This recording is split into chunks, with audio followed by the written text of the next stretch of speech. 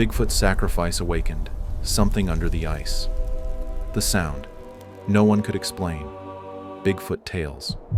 The mountain stopped burning 3 days ago, but the sound never stopped. Every night when the wind turns east, the valley hums low, deep, endless. Locals say it's the mine settling. Scientists say it's tectonic pressure, but John Harrow knows better, because he was there when the ground opened and when she fell. He's tried to leave. Packed up the cabin, drove halfway down the ridge. But every road loops back to the same place, the same frozen lake where it all began. The same silence that isn't silence. Last night he heard it again.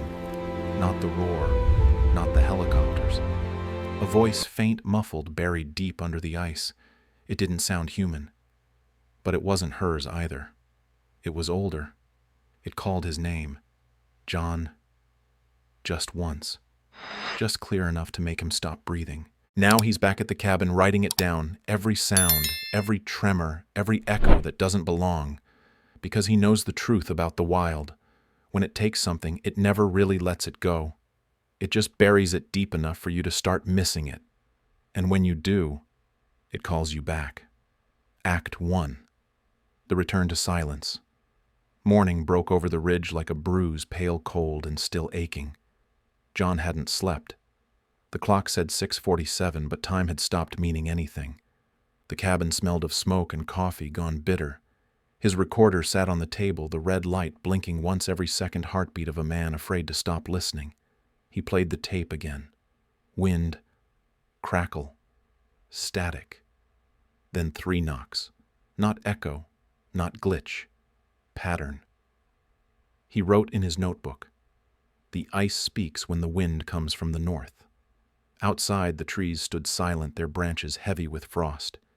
He stepped out, boots sinking into fresh snow that hadn't been there last night. The air shimmered faintly, not with heat but with sound, a hum so low it felt more in the ribs than in the ears. He followed it down to the lake. The surface was no longer smooth. A spiral of cracks had formed overnight, widening from the center like something had pressed upward from below. He crouched, brushing away, frost breath fogging the ice. Through the frozen layer, faint shapes swam beneath shadows, slow and deliberate. Then came the sound again. Knock, knock, knock. Louder this time. He froze. No, he whispered. You can't be. The ice quivered. A bubble of air shot upward, bursting in a hiss. His heart pounded like a drum. He placed his hand flat against the ice. It was warm. If that's you, he said quietly, give me a sign. For a moment, nothing. Then one single low vibration. Boom. Deep, distant from the mountain's heart. Snow fell from the nearby branches. Ravens took flight. John stumbled back, recorder still running. Not possible, he muttered. The mine collapsed. There's nothing left down there. But the hum didn't stop. It deepened, spreading through the air until the whole valley seemed to breathe. On instinct, he turned the recorder toward the sound. Static crackled. Then a voice. Faint. Warped by distance. John, don't let them dig. He dropped the recorder. The sound faded instantly. Wind rose over the lake, sweeping snow into spirals, hiding the cracks once more. He picked the recorder up, the tape still turning, still silent. She warned me, he whispered. The hum faded. The lake returned to stillness. But the silence wasn't empty anymore. It was listening back. Act 2. The message under the ice. By afternoon the storm had passed, but the air still trembled.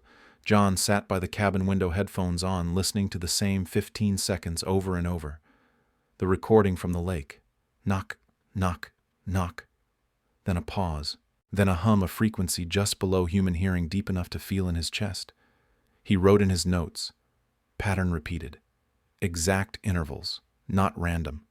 The same way whales talk through miles of ocean. The same way Bigfoot had once warned him, 3 knocks, 1 pause, 3 again. He sent the file to the only person who might believe him. Rooker. He hadn't seen him since the night of the collapse. But when the phone rang an hour later, that same rough voice came through the static. You're supposed to be gone, Harrow. I tried, and the wild doesn't let go. Silence hummed between them, not just distance, but something unsaid. I heard it, John said finally. From under the ice. Heard what a voice. You sure it wasn't her? No. It was different. Older. Rooker exhaled hard. I'm coming up. He arrived the next morning, 1 truck, 2 thermoses, and the same haunted eyes. John played him the tape. They sat in silence while it ran. Knock, knock, knock. Pause. The hum. Then buried in the static a whisper. Don't let them dig. Rooker's jaw clenched. Who's them? The same people who sent you last time, John said. The same ones drilling into the ridge again. No one's drilling Harrow. The site's sealed off. Then listen again. He played it slower, slower still, until the hum stretched into something almost like words. Not English, not any language Rooker knew. But there was rhythm, repetition, a kind of shape to the sound. It's not just warning us, John said softly. It's talking. Rooker rubbed his temple. Talking through ice, through resonance. Low-frequency vibration carries further through frozen water. It's communication. From what her kind may be. John pointed toward the lake, or something below them, something older. Rooker looked out the window. The lake shimmered faintly under gray sky, smooth as glass again. What if it's not alive? He said. Then it's remembering, John answered. And memories can be louder than screams. They sat for a while listening to the faint hum outside the walls, the same one that lived inside the tape. Then Rooker asked quietly, Why'd it say your name? John didn't answer. He didn't have to. The truth had been following him for days in dreams, in wind, in the spaces between each knock. It wasn't calling him to listen. It was calling him back. Back to the mountain. Back to where the ground still glowed faintly at night. Back to where she fell. He turned off the recorder. Pack your things, he said. We're going north. You're out of your mind, Rooker said, standing. We barely made it out alive last time. And if we don't go, John said something else will come out instead. The wind hit the cabin wall low and long. From outside came a sound, 3 dull knocks, slow and heavy. Both men froze. The coffee on the table rippled once. John's eyes met Rooker's. You hear that Rooker nodded hand going to his gun. John shook his head. Guns won't help. They're not knocking on the door. Another pause. Then 3 more knocks farther this time. From under the lake. The mountain answered with a deep, low groan that rolled through the earth like thunder trying to wake up. John grabbed his coat. They're calling us in, he said, and we don't have much time left. Act 3. The resonance. The road to the ridge was half buried in snow. The truck crawled upward, tires crunching over ice, the wind whistling through broken branches.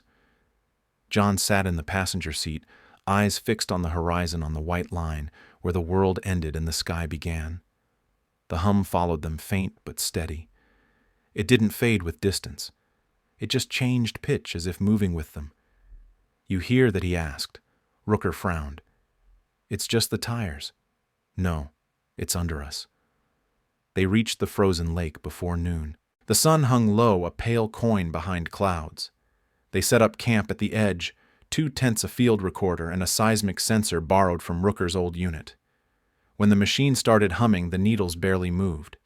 But beneath the static, a pulse. Slow, rhythmic. Like something alive. John adjusted the dials, lowering the frequency range. The speakers whispered, then knocked. Knock, knock, knock. Same interval, same tone. He wrote down the numbers. 4.3 hertz. A frequency too low for the human voice, but perfect for something speaking through miles of ice. He turned the dial again. The knock repeated, but then echoed back, slightly delayed. It's responding, he said.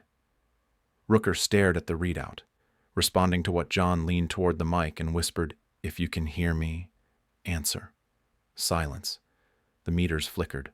Knock, knock, knock. Rooker swore under his breath. Jesus, John whispered. It's not random. It's call and answer. He tried again, 3 soft taps on the table. From the speakers came 3 in return, slower, heavier.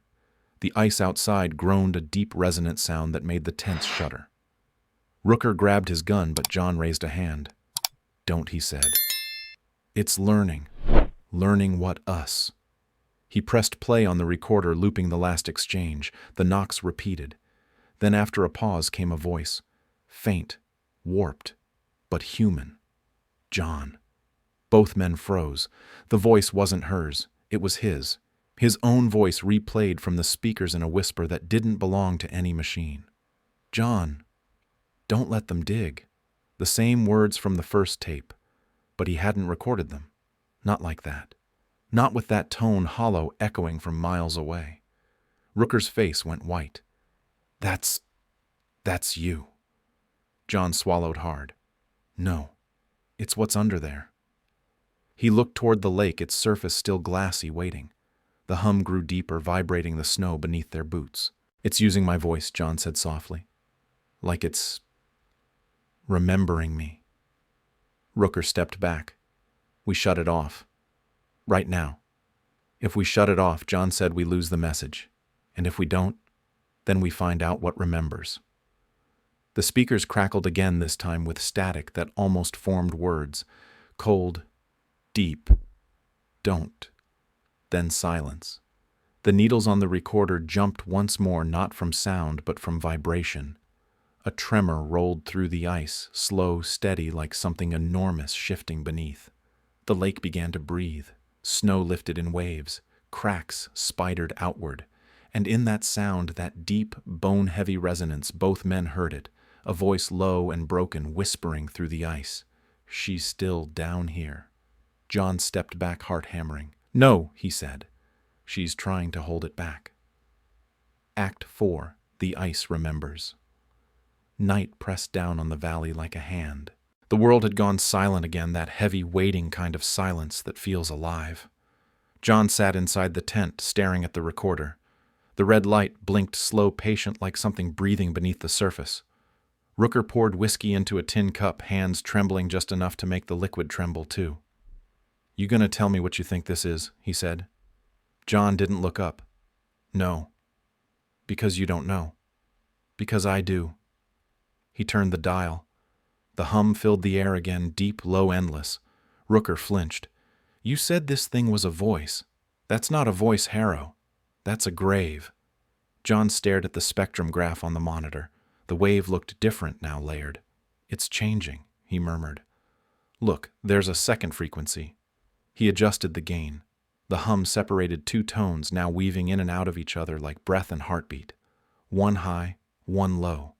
The higher tone began to pulse fast, stuttering. Then between the beats came something soft. A cry. Small. Fragile. Human. "That's," Rooker whispered.